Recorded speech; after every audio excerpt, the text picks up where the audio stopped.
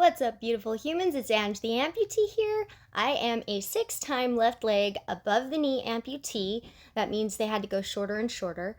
And I deal with multiple chronic illnesses, and I am taking you on my journey to walk again. We hit over 1,000 subscribers, and I could not be more thrilled. So thank you for all who have subscribed. It really is. I'm speechless. I'm a talker, and so the fact it makes me speechless is something. um, yeah, so this video is actually going to be a Q&A, and I put out a thing, and I've kind of been waiting for a few weeks to see what questions get asked the most frequently, and some that really intrigue me the most, and I've gotten quite a few questions. So we are going to dive right in. Okay, so the first question is, could you tell me about your background? So I was born and raised in a little town in Utah, and it's absolutely beautiful here in the state of Utah. I am 5'2", so I'm very short. I have green eyes and long brown hair. And I am 48 years old and not ashamed of that, because there's been multiple times in my life where I've had health issues that very easily I could have died from.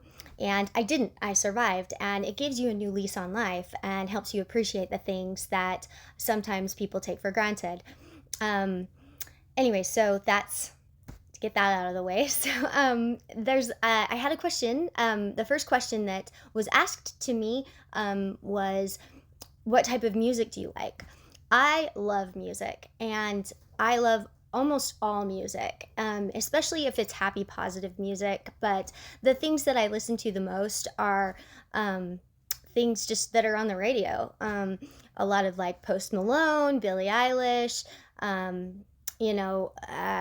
enjoy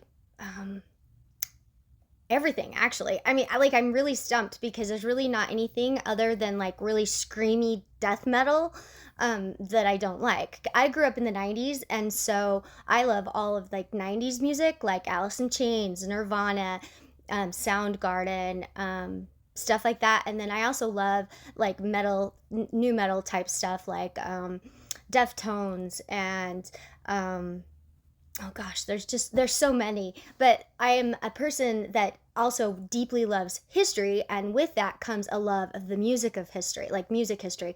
So I love like old time jazz and things like Benny Goodman and the Glenn Miller Band and Louis Armstrong and different things like that. So I love all sorts of different music. I love classical music, Bach, Beethoven, Tchaikovsky. I'm just very eclectic, I think, with my music tastes. I grew up singing in musicals and different things, and so Broadway shows were always something I was drawn to. I always loved the 60s music, things like Led Zeppelin, Fleetwood Mac, Pink Floyd. There's so many that I could just go on forever about music. So yeah, music is something that is a huge love of mine, and I find that it de-stresses me. So if I'm ever in a bad mood, all I have to do is turn on some sort of music and just start singing along, and immediately it's a pick-me-up. So yeah, so that's the type of music that I love. So all of it, pretty much.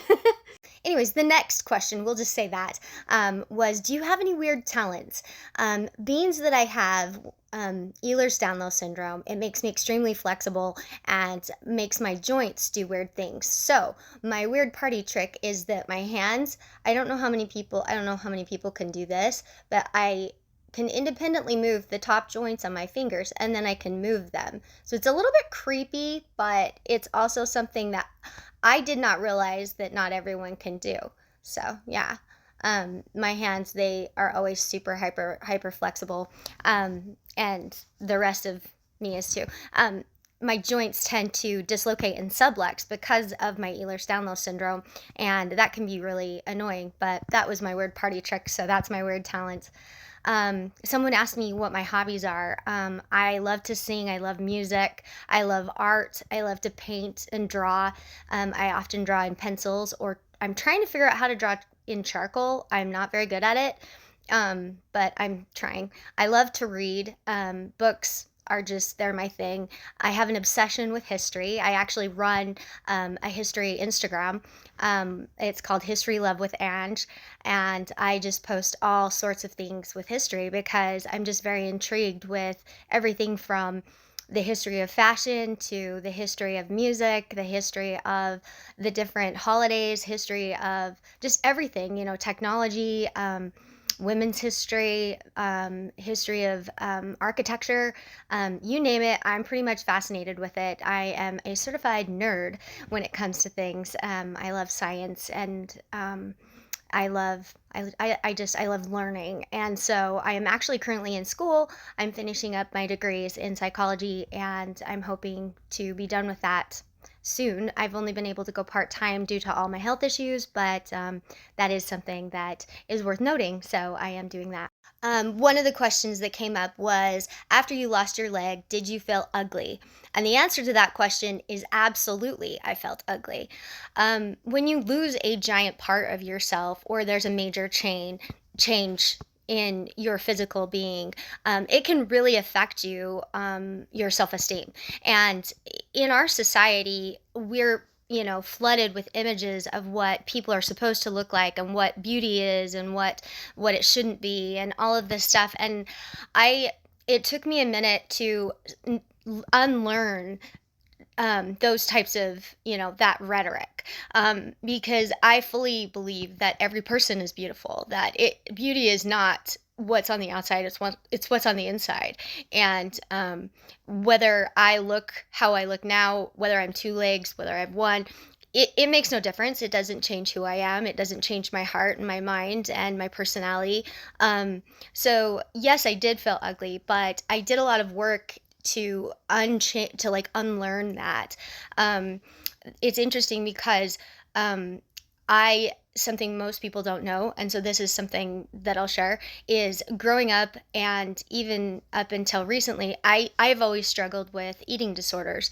Um, I It was something that was practiced in my home, unfortunately. And it was very much praised when I was thin, and I was told to keep, doing whatever I was doing to get that way. Unfortunately, that sends that message that your worth is based on what you weigh or what you look like. And so I've worked my whole life to undo that. And I firmly believe that the more positive things that you focus on, that's where you grow. Your positivity grows. And scientifically, it's interesting because in neurology, okay, nerd coming out, nerd alert. In neurology, um, like where your neurons where they fire, that's where they wire. So if you focus on the positive things, me focusing on accepting myself, for example, with one leg, and as I am, not needing to be the thinnest or the strongest or whatever, that's how my brain's going to wire. So I've really practiced thinking and being and living intentionally, and I think that's a valuable concept that more people need to learn. Where your energy goes, that's what starts to flow. The more positive that you start focusing on, you're going to wire yourself to see more positive in your life, and the same goes with negative. And so it's interesting because if you ever wake up on the wrong side of the bed and you're focusing on, oh, I don't want to go to work today, or oh, I don't want to get out of bed, or whatever, you tend to, it puts you off on the wrong foot. And I say that and laugh because I only have one foot. So, but you get what I'm saying. So yeah, how our neurons fire, that's how they wire. And so and I definitely intentionally practice that. So I get a lot of times people will ask me, how are you so positive? And I say, I'm really not. I mean, I am to a degree, but I'm very real, and I just embrace things in the moment, and I don't carry the negativity with me. One of my favorite quotes is, those mountains you're carrying, you're only meant to climb.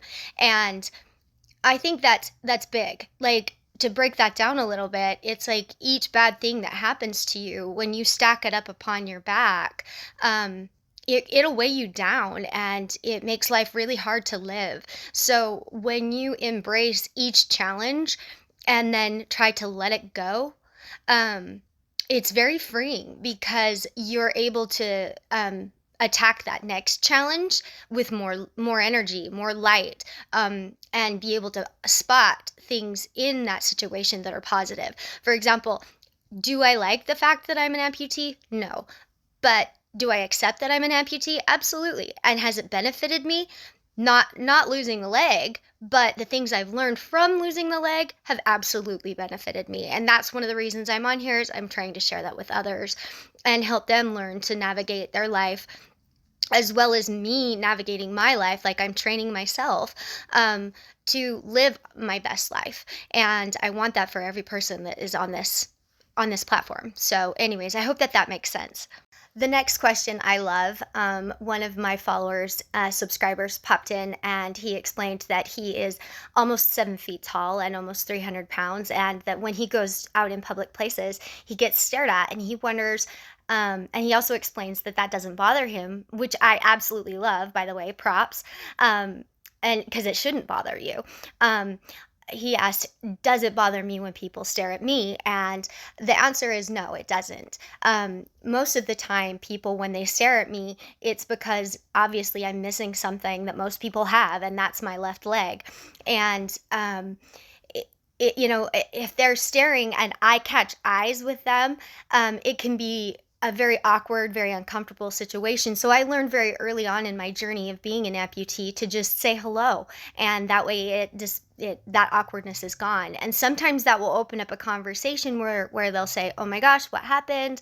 Or they'll just say hello and then they'll walk away.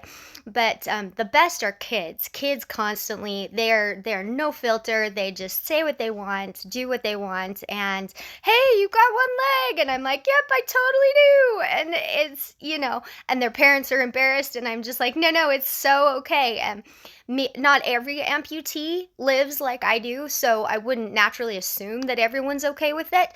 I do think that you have to do a lot of work to get to where you are okay with it, and some people have to work harder than others to get to that place. But I'm at a place where I accept myself for who I am. I am who I am. Either you like me or you don't. I've spent my life worrying about how I come off to other people. That's where my eating disorder was tied. And it was something that I could control. And I always wanted to belong in that. And I recognized going through some very close near to death experiences. Sorry, my eyes are watering because it's emotional for me. Um, but oh my gosh, I lost my train of thought. Okay. Anyways, back to sorry, I had to pause for a second because I was starting to get really emotional. But the energy of what other people throw at you, whether it's negative or positive, I I just I kind of just shield myself. And the reason why is because I don't want to take on too much other people's energy.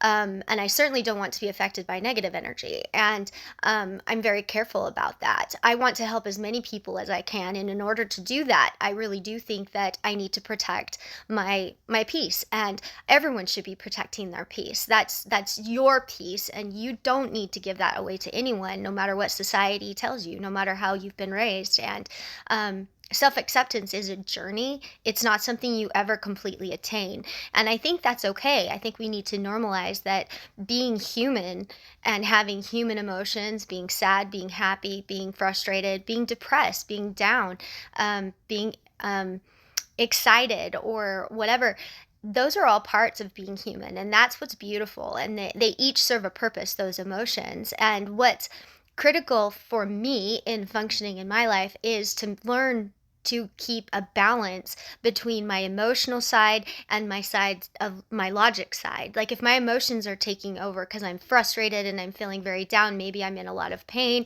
and I'm starting to see a lot of negative, I have to I kind of pull back, practice a pause for a second, and think, like, intentionally tap into that logic portion of my brain where I can bring it up back into balance. Like And I'll just give you an example of that. So this morning I've been dealing with a lot of phantom limb and residual limb pain, lots of pain, and I was getting really down. I was starting to feel a lot of emotions. I was starting to feel really sad, starting to get really frustrated, and so I pulled back. I paused, and what I did was I said, "Okay, and it's okay."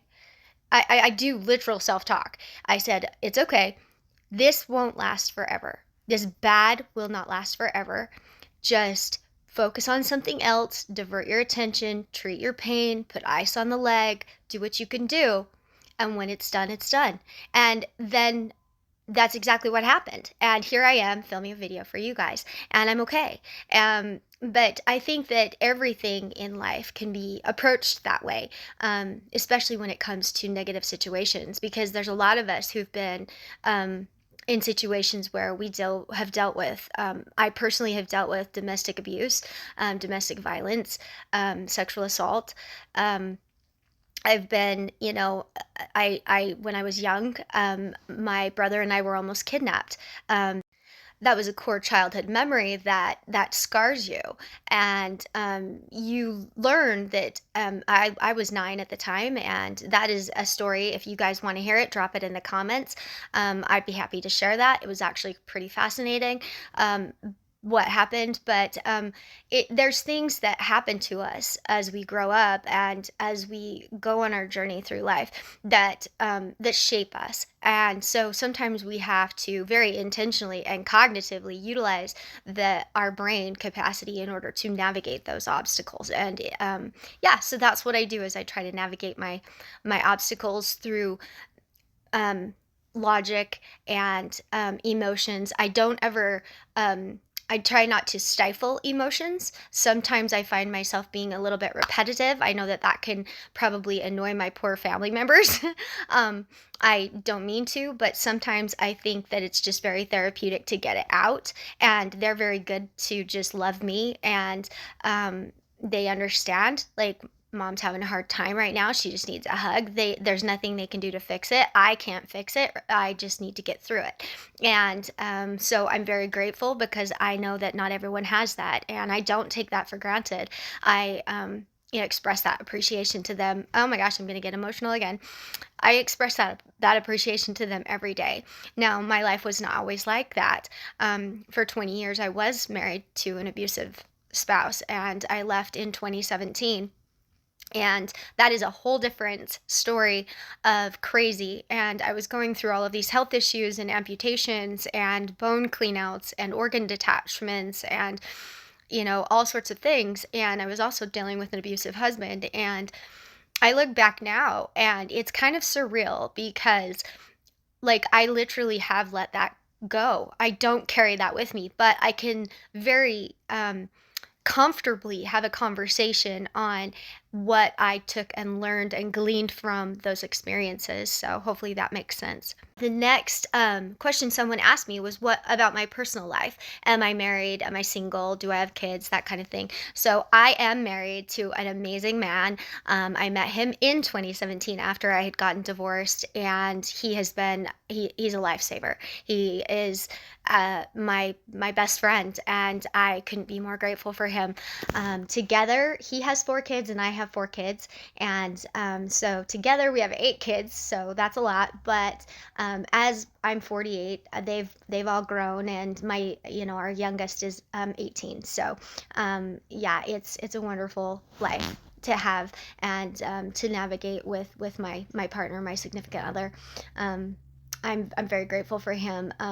That said, it doesn't bother him that I'm on here. He's very supportive of this, and he loves to see other people supporting me, which also makes me super grateful, because in the marriage that I was in, I had he was a very abusive person, but also he did not allow for me to have any supportive people like in my life. He kind of cut me off from my family, and it was a scenario of narcissistic abuse, and they tend to like isolate you and those kinds of things. So like I said, that's a whole nother video topic. Drop it in the comments if you want me to explain and tell you my story there. It's pretty crazy as well. It could be a Dateline NBC, to be honest. It could be a Dateline documentary. Anyways, we'll go to the next question. I had someone ask me, the next question is there anything embarrassing or uncomfortable that's happened to you since with your prosthesis or your amputation? And I immediately thought leg farts. Now, listen, guys, if I'm telling you my embarrassing stories, then you got to drop your embarrassing stories in the comments, okay?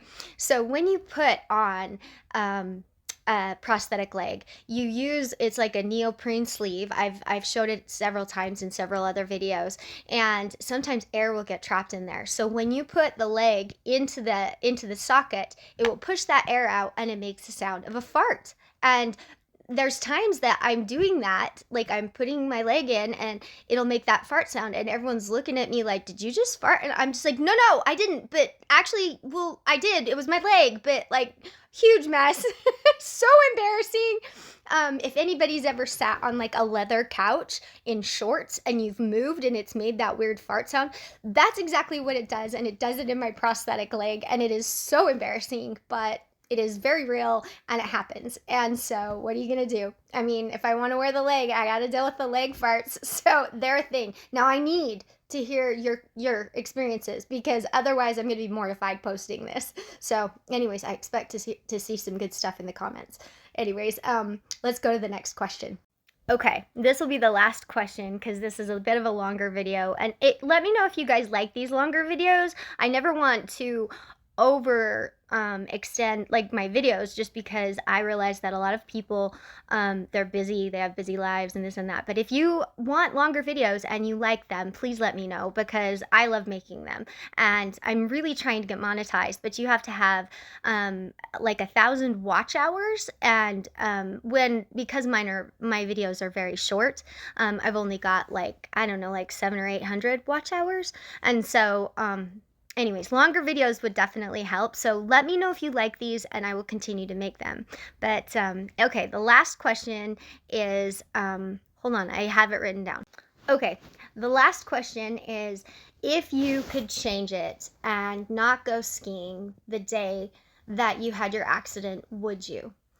Now, most of you guys that are familiar with my story know that I went on a skiing trip in honor of someone that I loved that passed, and that's where my big mess with my leg started. Is I fell skiing, I broke my leg, tore all the ligaments, and I was off on a journey of crazy. There is a playlist that I was watching it the other day, and it's definitely outdated. I've definitely improved in my YouTube-ness, being a YouTubey, since I recorded it, so I may have to re-record it. But do I regret going, and if I could do it again, would I not go? And the answer is absolutely not. Did that make sense? I wouldn't change anything. That makes sense. I would absolutely have gone. I would have absolutely been okay with everything. And the reason why is because in life, we all learn lessons, right? And if we don't learn it one way, we're going to go through things that are going to teach us those lessons. We're going to end up dealing with something else. And when it happened to me, I was in the middle of a really horrible abusive situation, and I was desperately trying to get out. I tried 3 times, was unsuccessful. Had my skiing accident not happened, I may have still had 2 legs, but I may be stuck still in that marriage, in that abusive situation. I may not have been able to get out yet. Like, one thing leads to another. It's a ripple effect. All I can say is the things that happen to us, it's not necessarily that they're supposed to happen to us, but there's something good in everything that does happen to us, whether that's we can take it and we can help others heal from their pain, or we can, learn more ourselves and become better at a specific skill, whether that's listening or critical thinking. Had I never lost my leg, maybe I wouldn't have met my husband that I'm with, that treats me like a queen and loves me wholly for who I am. you know, I wouldn't change anything. Things do happen for a reason. I don't think that I was predestined to break my leg and become an amputee. I think that in my life, that's just how my life has played out. And I'm okay with that because acceptance brings peace. And if I don't accept it, then it's going to rob my peace. And as most of you know, peace is one of the most valuable things in this life that we can have. Now, am I always at peace? No, no, I'm human. But I'm at peace with my situation. And so, whatever happens in the future, I know that I'll be okay. And I know that I can get through it because of where I've come from. And that's not just me. I want you guys to know that this is all in you. This is human. It's human capacity to deal with things. It's the human capacity. I am so sorry. It's the human capacity to deal with strength and the to deal with issues that are unthinkable. And we often go through those. Everyone's been through something traumatic. Everyone's been through something sad that's really tested them. And I often say the difference between a hero and a villain is what they do with their story. A hero takes their experiences and tries to help others. A villain takes their experiences and tries to help others feel their same pain. And I think when we understand life that way, we're able to find empathy, even for the villains in our story. I am not, I hold no ill against my ex-husband. I honestly just feel bad for him because I know that he does not have peace, and I know that he is stuck in addiction and dealing with those things. And I don't wish ill on any person. I wish nothing but the best for all of you. And I'm just going to close this up by saying thank you for helping me get to 1K. I really hope that I can make this, that I can do it justice, that I can help people on this platform, that I can show you ways of navigating hardship, but I can also bring you some joy.